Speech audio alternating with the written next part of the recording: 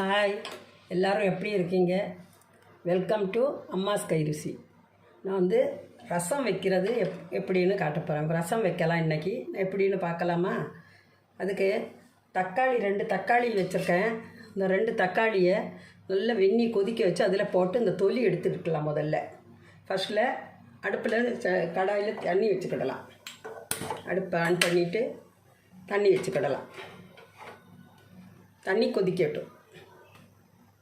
கொதிக்கிற தண்ணியிலேருந்து கொஞ்சம் எடுத்து கொஞ்சம் புளி வச்சுருக்கேன். ஒரு லெமன் தண்டியில் புளி வச்சுருக்கேன். இந்த புளியில் கொஞ்சம் வெந்நீர் ஊற்றிடலாம். சூடான வெந்நீர் ஊற்றினா நல்லா புளிஞ்சு எடுக்கலாம். புளி ஊற்றி வச்சுட்டு அதை அடுப்பு ஆஃப் பண்ணிவிட்டு இந்த தக்காளி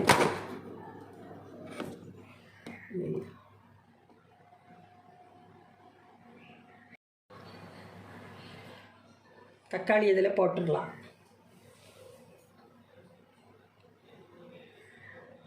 கொஞ்சம் நேரம் இந்த கொதிக்கிற வெந்நீரில் கடந்தால் அந்த தொலி மேலேருந்து எடுக்கலாம். அது வரைக்கும் மசாலா தயார் பண்ணலாம். 1 ஸ்பூன் மிளகு வச்சுருக்கேன், 1 ஸ்பூன் ஜீரகம் வச்சுருக்கேன், ஒரு 4 பல் பூண்டு வச்சுருக்கேன். இந்த மிளகும் ஜீரகமும் பொடிச்சு எடுத்துக்கிடலாம். இந்த மிளகு கொஞ்சம் தட்டி எடுத்துக்கிடலாம். இப்படி இந்த தொலியை எடுத்துடலாம்.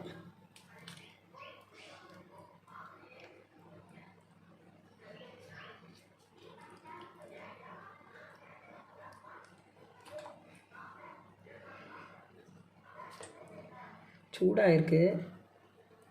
ஆறுனதுக்கப்புறம் எடுக்கணும்.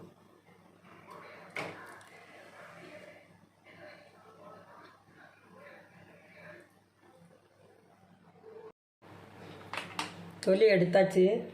இதை கட் பண்ணிவிட்டு இதில் நடுவில் இது இருக்கிற இது இப்படி எடுத்துடணும்.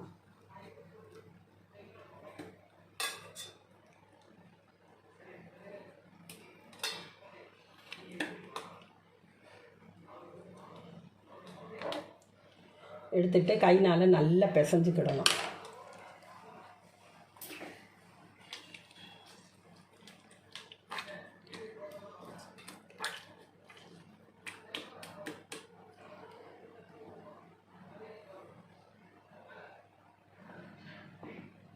கடாய் அடுப்பில் வச்சுருக்கு. கடாய் சூடாகட்டும்.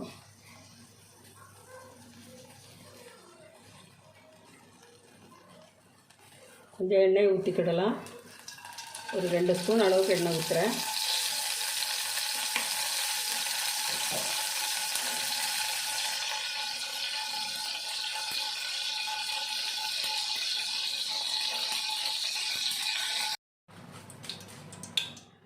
கடுகு போட்டுக்கிடலாம். கடுகு உளுந்து பருப்பு போட்டுக்கிடலாம்.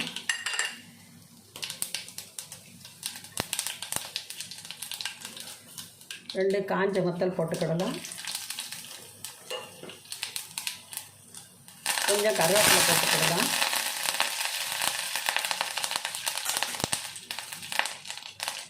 இந்த ஜீரகம் மிளகும் பொடிச்சு வச்சுருக்கிறது இதில் போட்டுக்கிடலாம்.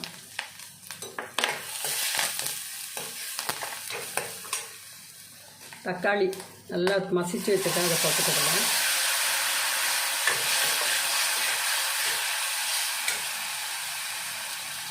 பூண்டு நச்சு வச்சுருக்கேன், அதை போட்டுக்கிடலாம்.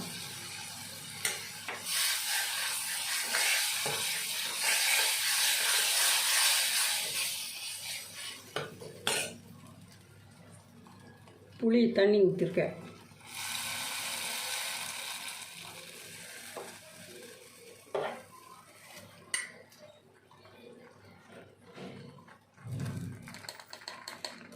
மஞ்சள் பொடி போடலாம்.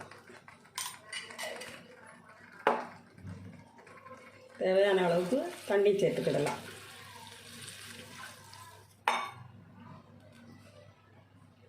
உப்பு போட்டுக்கிடலாம்.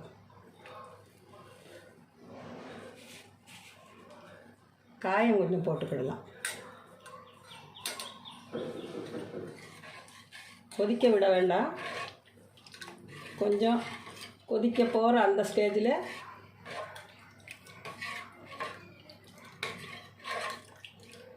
அடுப்பு ஆஃப் பண்ணிடலாம்.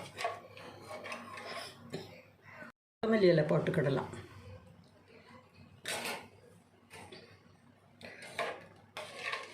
நல்லா காய்ச்சி தான் இறக்கணும், கொதிக்க விடக்கூடாது.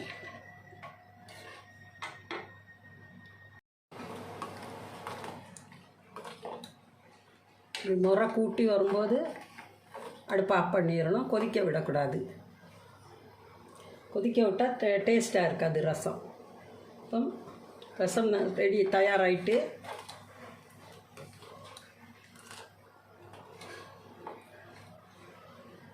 ரசம் தயாராகிட்டு அடுப்பு ஆஃப் பண்ணிடலாம்.